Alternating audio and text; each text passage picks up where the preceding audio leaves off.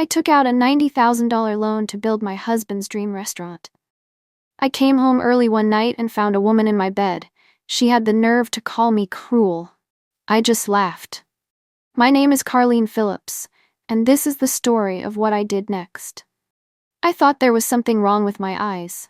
I stood in the doorway of my own bedroom, in my own house, at 2 a.m, and I genuinely could not make sense of what I was looking at. My brain kept trying to rearrange it, to find the version of this scene that was innocent, that had a perfectly normal explanation, that I could laugh about later when I told the story.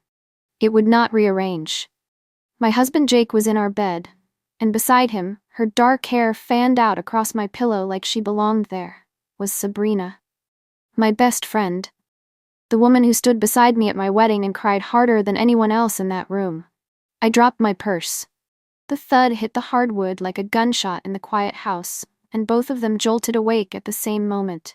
That sharp, disoriented panic of people pulled out of sleep by something loud and wrong. They sat up. They looked at me, and I watched the color drain out of both their faces. I did not realize I had started crying until I felt it on my cheek. Not sobbing, just tears, quiet and steady, like my body had already understood what my mind was still refusing to accept. My hands were trembling at my sides. There was a heat rising in my chest that I recognized as rage, deep and clean and slow burning, the kind that does not scream. I looked at the lamp on the nightstand. I thought about picking it up and throwing it straight at both of them. I thought about it very seriously for a moment. But what I did instead, what I decided in that doorway with tears on my face and fury rising in my chest, would do far more damage than any broken lamp ever could. This is the story of how I destroyed the two people I loved most in this world, and how I kept every cent. I was supposed to be in Seattle for 2 more days. My company had sent a group of us up for a systems training. I had just been promoted to manager, and this was part of what came with that. I took it seriously. But Friday afternoon, a major pipe leak flooded 2 floors of the facility, and management sent us home early, dismissed around 4:30 with an apology and a promise to reschedule. Before I got on the highway, I stopped at a bakery I always hit when I was in Seattle.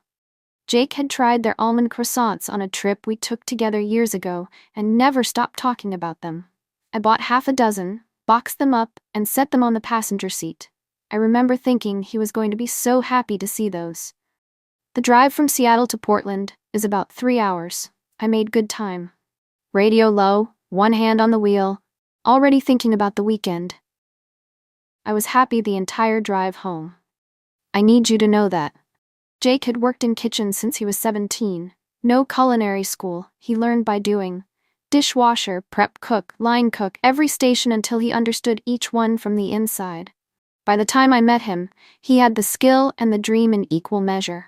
He wanted his own restaurant, something warm and real, the kind of neighborhood place people came back to not just for the food, but for how it made them feel. The problem was money. He had saved for years, and it still was not enough. He took out a personal loan to get started, but it barely covered the early costs. So I went to the bank. I took out a business loan in my name, $90,000, my credit, my signature, because I believed in him, and I wanted to watch him build his dream. Because of that loan, I held 60% of Haven. Jake held 40%. 3 years later, the restaurant had become exactly what he always said it could be. Loyal regulars, packed weekends, local write-ups, a reservation list that filled days in advance. Portland knew his name. I was proud of him. I told him that often. When he needed someone reliable for the administrative side, I thought of Sabrina immediately. She was my closest friend since college, sharp, organized, someone I trusted completely. She had been struggling badly at the time, nearly evicted from her apartment, running out of options. Recommending her felt like bringing 2 parts of my life together into something good. She was thorough, reliable, learned Haven's systems fast. So thorough, in fact, that she found time to sleep in my bed with my husband. I pulled into the driveway just after 2 a.m, pastry box under my arm, still smiling from the drive. The house was dark. I unlocked the door and stepped inside. The smell hit me first. Beer. Warm and settled. And underneath it, the lived-in warmth of a house that had been occupied for hours by people with nowhere else to be. 4 beer cans on the coffee table, 2 glasses, a throw blanket pushed aside like someone had tossed it away in a hurry.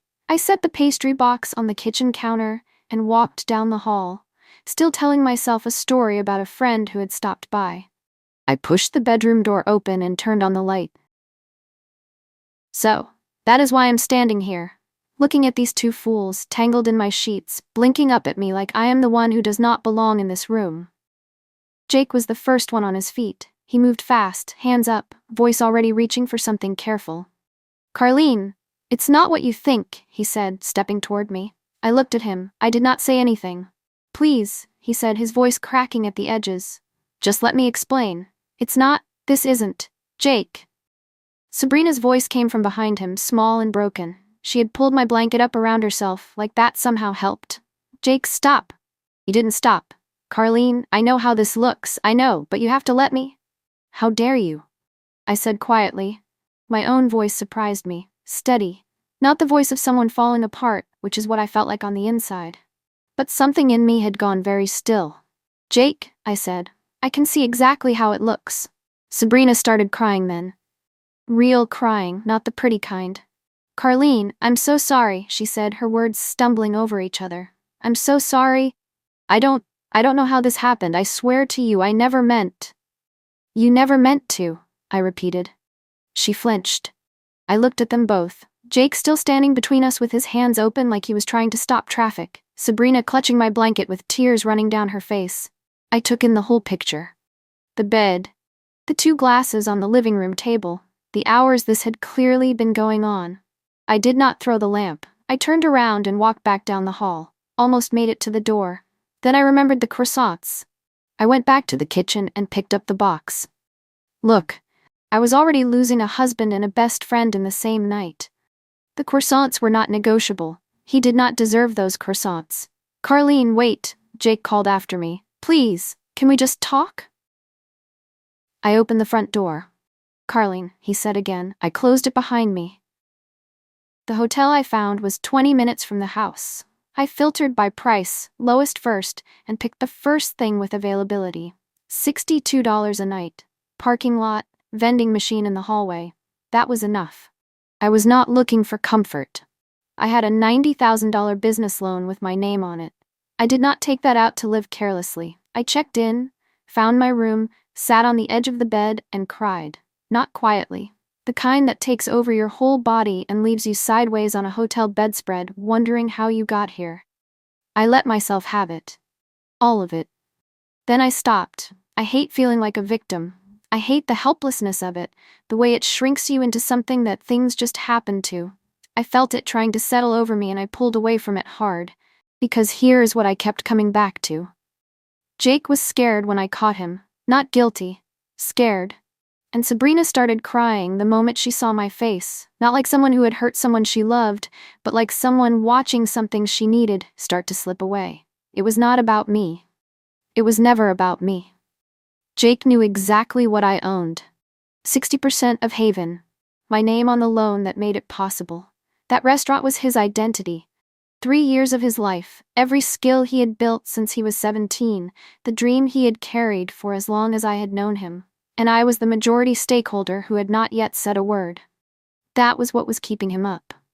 I picked up my phone, 17 missed calls between the 2 of them. I read every message. Jake started as apologies, full sentences, real effort. Then they shifted, carefully, subtly, but I caught it. He hoped I wouldn't make any decisions in anger. He hoped we could talk about everything, the marriage and the business in the same breath, like they were equal concerns. There it was. He was not grieving a wife, he was managing a risk. Sabrina's messages were almost honest. She knew she had no ground to stand on, but even her apology ended with asking me to give Jake a chance to explain. Even then, she was protecting him. I set my phone face down on the nightstand. I was not their victim. I was their 60% stakeholder, and I had not made a single move yet. I spent the whole weekend at that hotel. Saturday afternoon, I realized I had not eaten since lunch the day before in Seattle. I looked around the room, a bottle of water on the nightstand and on the small table by the window, still in its white bakery box, the almond croissants I had bought for Jake. I sat down, opened the box, and ate one slowly alone, staring at the wall. I had bought those for him. I want you to sit with that for a moment. I cried again after that. Not about Jake this time, but about Sabrina. I had loved that woman like a sister. I had saved her when she had nothing, placed her inside my husband's world, handed her everything she needed to be okay, and she had spent it on this. I went back to sleep. Sunday morning I looked in the mirror and burst out laughing. I could not help it. I looked like a tomato that had been stepped on. Swollen eyes, raw nose, my face so puffy, I could barely see my own cheekbones. Crying too much will do that to a person. I stood there laughing at myself for a full minute, and honestly it was the best I had felt since that night. Then I sat on the edge of the bed and called my father, George. Dad picked up on the second ring. "Carlene," he said. Just my name, the way he always said it when he already knew something was wrong. "Dad," I said, holding myself together. "I need to talk to you." "Then talk," he said. "I'm not going anywhere." So I told him everything. The drive home, the beer cans, the bedroom. Jake and Sabrina. I told him about the loan, the 60%, the 3 years I had spent watching Haven become something real. I told him I wanted out, of the marriage, of the business. But I was not walking away with nothing. He was quiet for a moment when I finished. "You own 60%, he said finally. "I do," I said, "and the loan is in your name only." "Every cent of it," I said. Another pause. "Carlene, that man cannot touch what's yours. You know that, right?" "I'm starting to," I said. "Good," he said, his voice firm and steady the way George's voice always was. "Get yourself an attorney first thing Monday. Don't sign anything, don't agree to anything, and don't let him talk to you about the business without a lawyer present." "Okay," I said. "And sweetheart." He softened just slightly. "Are you all right?" I looked at the open pastry box on the table, the croissants I had bought for a man who did not deserve them. "I will be," I said, and I meant it. Then Sunday night I texted my boss. She called back within the hour, heard my voice, and told me to take the whole week. I had not touched my vacation leave all year. I set the phone down and looked at the remaining croissants in the open box on the table. I had a week. I had a plan, and Jake had absolutely no idea what was coming. Monday morning, I went back to the house while Jake was at the restaurant. I knew his schedule. I arrived at 8:30, moved quickly, and took what I needed: the loan documents, the business registration, the ownership agreement, every financial record in the home office cabinet. In and out in under 30 minutes. I did not look at the bedroom. The attorney's name was Rachel Delos. Downtown office, quiet and unhurried. I laid everything on her desk. She went through it methodically, asking a question here and there. When she finished, she set the papers down and looked at me. "The loan is solely in your name," she said. "The 60% ownership is clearly documented. He has very little legal ground to contest either." "Good," I said. "I want the business sold. Full sale. I take my 60% of the proceeds. He walks away with 40. "Not a buyout?" she asked, jotting something down in her notepad. "He doesn't have the money to buy me out," I said. "And I wouldn't let him even if he did. There is no Haven without that loan. I want the whole thing sold." She nodded slowly, still writing. "He'll fight it," she said. "I know," I said. "Let him." I signed the engagement letter, wrote the retainer check, and walked out into the Monday morning air. The 60% was mine. It had always been mine. And now, with interest, I was going to collect every cent of it. Jake wanted to build his dream on my foundation. Fine. He was about to find out exactly what that foundation cost. That was the price of betraying the woman who made it all possible. I went back to the house the following Thursday to collect more of my things. I had timed it deliberately, mid-morning, when Jake should have been at Haven for prep. I let myself in, moved through the bedroom efficiently, filling a bag. I was almost done when I heard the front door open. Both of them walked in. Jake must have left someone else in charge. And Sabrina was with him, which told me everything about how the past week had gone. They were doing this together now. Of course they were. Jake looked like he had not slept properly in days. "Good. Carlene," he said, stopping a few feet away, hands open. "Please, we just want to talk." Sabrina stood slightly behind him, not quite able to meet my eyes. I zipped my bag. My attorney will be in touch, I said. Just hear me out, he said, stepping closer. I know what I did. I know there's no excuse, but don't bring the restaurant into this. Heaven has nothing to do with what happened between us. I disagree, I said. I'm exercising my rights as the majority owner. His jaw tightened. Carlene, I will pay you back, he said. Every dollar of that loan, I swear to you. Just let me keep the restaurant. It's all I have. Jake? I looked at him steadily. There is no restaurant without me. No loan, no building, no opening night, no 3 years of packed tables and good reviews. None of it exists without my name on that document. I went into debt for you. Because I believed in you. I picked up my bag, ready to leave. I never knew you could be this cruel, Carlene, Sabrina said from behind him, her voice tight and small. I stopped. I turned and looked at her, for the first time since that night. The audacity of this woman, after what she did, she called me cruel. And then I laughed. Short, cold, and completely genuine. Cruel? I said. The two of you stabbed me in the back in my own home, in my own bed. I shook my head slowly. And here you are calling me cruel? I let that sit for a moment. I'm just returning the favor, Sabrina, with interest. She looked at the floor. Jake opened his mouth. I looked at them one final time, then I walked to the front door, opened it, and left. So, the divorce was finalized 4 months after I walked out of my own house with a box of croissants.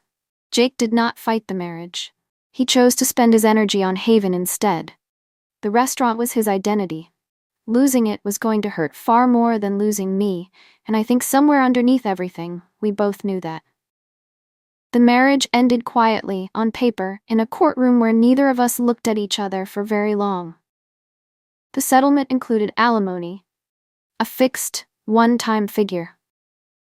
My attorney had argued my contributions clearly, $90,000 in my name, 4 years of supporting a household while he built his dream.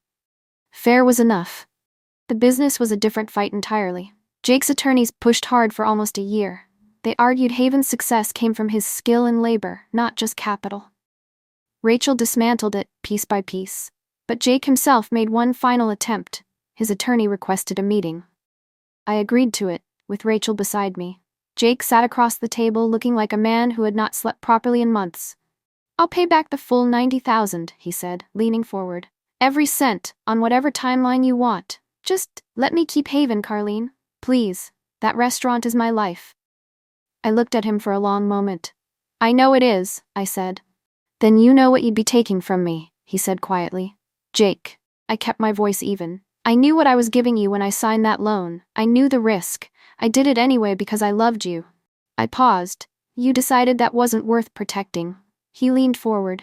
I will pay you back, every cent. Just name your price. I looked at him. All right, I said. $90,000. Plus interest, plus a portion of every dollar of profit Haven has made since the day it opened. After all, there would be no profit without my loan. No restaurant, no reputation, no packed tables on a Friday night. I let that land for a moment. One lump sum, transferred today, and you keep your beloved restaurant. He said nothing. You can't, can you? I said. It was not a question. I sat back in my chair. Do you have any idea what that loan cost me, Jake? Every month, a significant chunk of my paycheck. Gone. I worked overtime when I had to. I did not complain. I did not ask you to notice. I just kept showing up because I believed in you and I believed in us. I paused. And what did you do with that? You went ahead and slept with my best friend, in my bed. I tilted my head slightly. What exactly was your end game? He was quiet for a long moment. Then quietly he said, I love you, Carlene.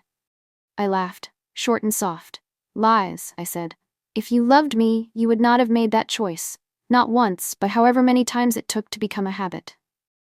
I stood up and smoothed my jacket. So no. The answer is no. You are going to go back to exactly where you were before I found you. A man with a dream and no money to fund it. I picked up my bag. Hey, ask Sabrina, maybe she can take out a loan for you. His attorney looked at the table. Jake said nothing. I walked out. The sale was finalized on a Thursday morning, nearly a full year after the divorce had already closed. Haven was purchased by a restaurant group expanding through Portland. Serious buyers who knew exactly what they were acquiring. 3 years of goodwill, a loyal customer base, and a chef whose name the city recognized. That reputation had a price. Jake received 40%, I received 60%. Combined with the divorce settlement, the loan was paid off entirely. What remained was significant, the kind of number that quietly changes what your next chapter looks like. Haven closed its doors the week the transfer completed. The restaurant group had their own plans for the space. Everything Jake had built was going to be repainted and reopened as something else entirely. Sabrina stayed with Jake after the sale. No restaurant meant no job, and I knew Sabrina's pattern well enough to know she never stayed anywhere for long. I always thought it was restlessness. Now I understood. The only reason she had stayed at Haven as long as she did was because Jake was there. I heard from our mutual friend Alex that a few weeks after the sale closed, he and Jake went out for drinks. Jake stared at his glass for a long time. Then he said he was angry at himself, that he could see now what I had sacrificed, the loan, the overtime, the years of quiet, and what he had with Sabrina. He called it excitement. Just excitement. The kind that burns fast and leaves nothing worth keeping. The excitement was gone, the restaurant was gone, and he was left with a woman with no job, no plan, and nowhere else to go. I did not feel sorry for him. What I felt was something much quieter. The specific relief of a weight you have carried so long you forgot what it felt like to stand without it. It has been almost 2 years since I drove home from Seattle, with pastries on the passenger seat and a smile I had worn for 3 hours. I have a new apartment on the east side of Portland. Mine entirely. I sleep well. The loan is paid off, my name on nothing I did not choose. I do not need to. Jake is working in someone else's kitchen, and Sabrina, that door is closed. I am Carlene Phillips, and I am just getting started. And that is Carlene's story. Please like, subscribe, and stay with me. More stories are coming. And before I go, drop a comment. What do you think of our story today? This is Melodic Vengeance, and I will see you in the next one. Take care of yourself, okay? If you enjoyed this video, hit that like button and drop a comment below. Don't forget to follow for more content just like this. Thanks for watching. Catch you next time.